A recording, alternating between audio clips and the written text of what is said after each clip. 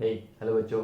आज हम पढ़ेंगे, बाद में पढ़ लेंगे, पहले ये बताओ कैसे हो सब। I guess I you all are doing good. Now हम ट्रिग्नोमेट्री का एक छोटा सा रिवीजन करते हैं। आप दोनों बैचेस को मैंने क्या किया है, ट्रिग्नोमेट्री का 8.1 को लेके जो कंटेंट है वो करा दिया है। तो मैं ऐसा करता हूँ, थोड़ा सा थोड़ा सा आप लोगों को मैं बहुत थोड़ा सा करता क्या हूं, आप लोगों को छोटा सा रिवीजन करवा देता हूं। ठीक है, फटाफट देखेंगे सारे बच्चे।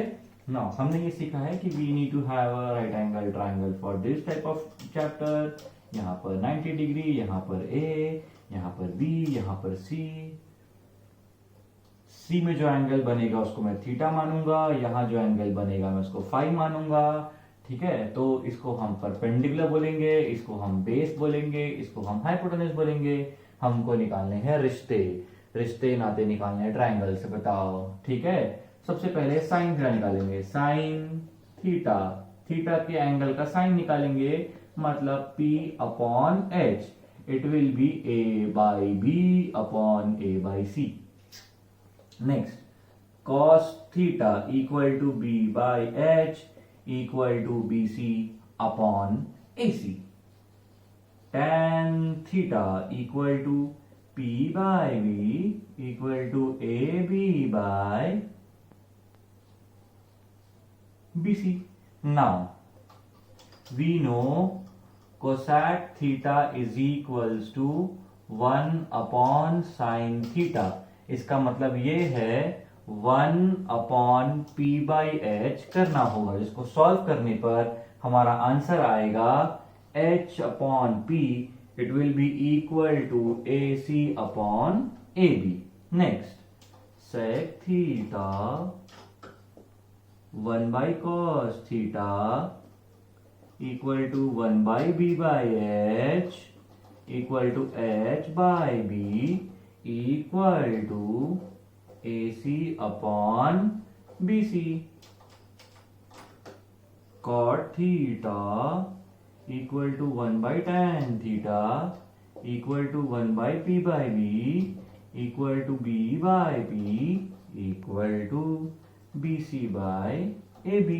Now you all know that, right. ये हमने कर लिया था, ये हमारा इंट्रो है। अब इसके बारे में डिटेलिंग में मैंने ऑलरेडी क्लास में करवा दिया था, इसलिए डिटेल में नहीं जा रहा हूं। अब हम डायरेक्टली क्वेश्चन सॉल्व करेंगे 8.1 के। 8.1 के जैसे ही क्वेश्चन करा रहा हूं, वे एग्जैक्ट क्वेश्चंस नहीं है। ठीक है,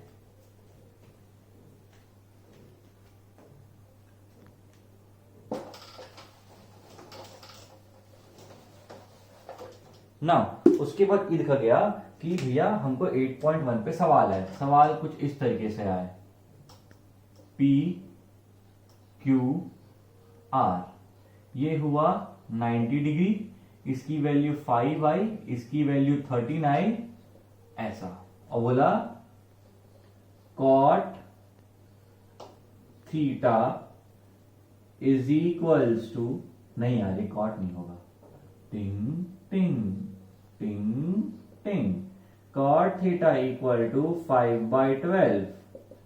find all other trigonometric ratios। ठीक है बच्चों, नाउ ये हमारा हो गया। तो जब ये हमारा हो गया, सबसे पहले हमको ये निकालना है, तो h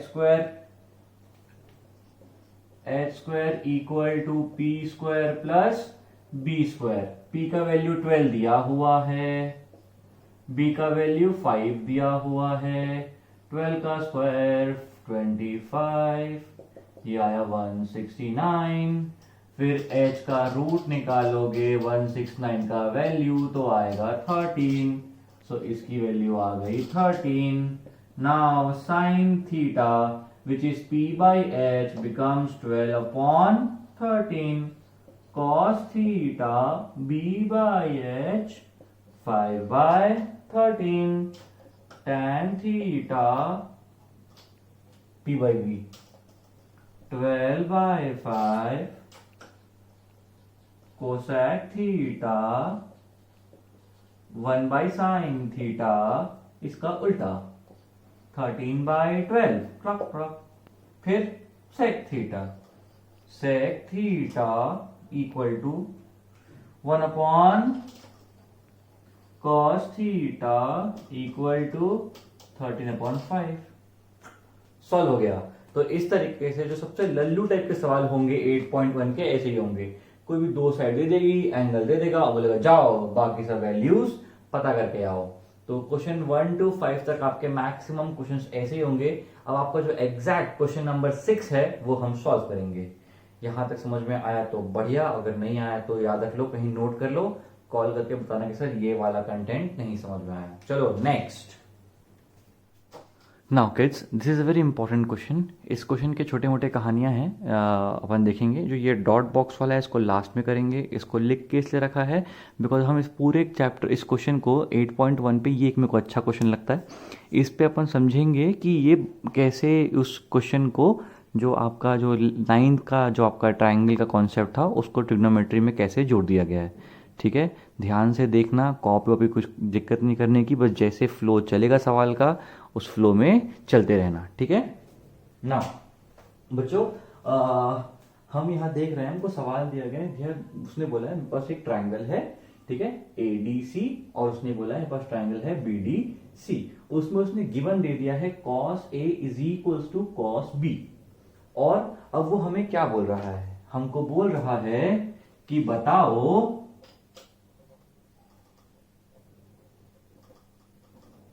एंगल A जो है वो एंगल B के बराबर है। ये हमको सवाल में बोला है। हमने बोला ठीक भाई, तो cos A equal to cos B, great. AD upon AC, AD upon AC, sorry AD upon AC will be equal to BD upon BC। Yes, मान लेते हैं AC को वहां ले गए, BD को यहां ले, क्रॉस मल्टीप्लाई किए, तो AD upon BD will be equal to AC upon BC। ठीक है, मान लेते हैं कि AC अपॉन BC का वैल्यू 1 आ रहा है, मान लेते हैं। ठीक है, अगर 1 नहीं मानोगे तो कुछ भी एक मान लो, 2 मान लो, 3 मान लो, वॉट एवर इट इज। ठीक है, अगर उसको आपको K मानना है तो K भी मान लो let the ratio of AC upon BC equals to K, ऐसा भी मान लो, चलेगा। ठीक है, हम उसको ना मानते, फिलहाल 1 मान लेते हैं। तो क्या होगा, AC upon BC equal to 1, तो AD विल बी, तो 1 हो जाएगा, तो BD को यहां भेज दूंगा, AD will be equal to BD।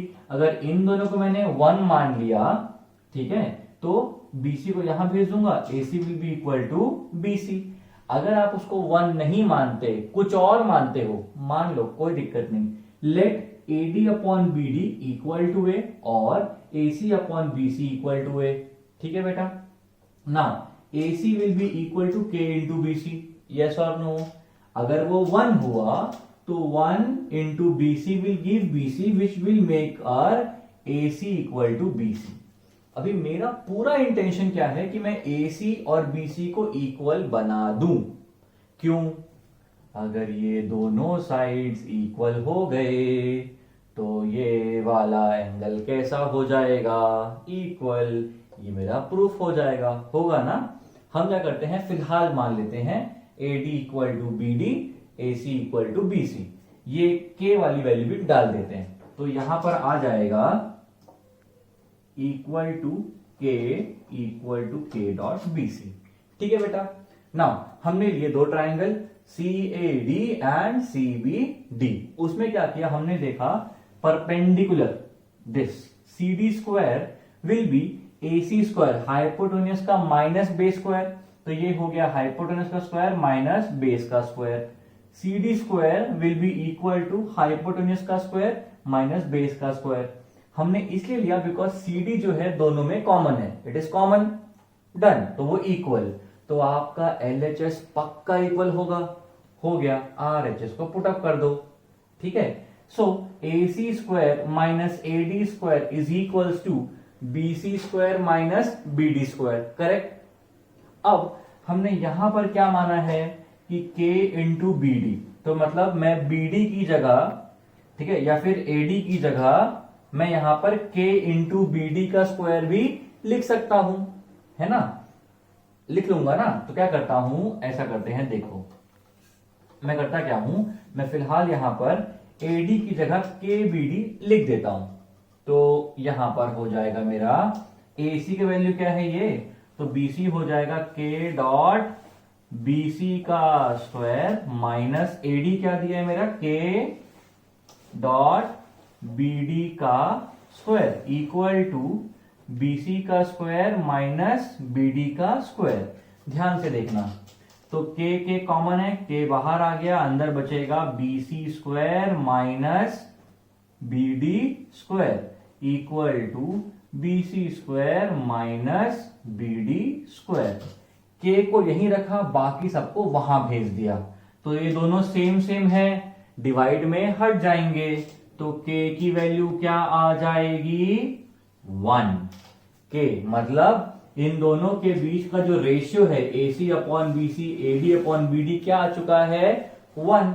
तो मैंने यहां पर लिख लिया, इसीलिए AC equal to 1 into BC, तो हो गया AC इक्वल टू BC, मतलब ये और ये हो गए इक्वल। तो ये दोनों equal, opposite sides of the same, आपके लिए साइड्स आपके इक्वल है। अगर ऑपोजिट साइड्स आपके इक्वल है तो उनके सामने वाले मिलने वाले दोनों एंगल कैसे होंगे, इक्वल। समझ में आया? अगर समझ में आया तो बढ़िया, नहीं आया तो डाउट।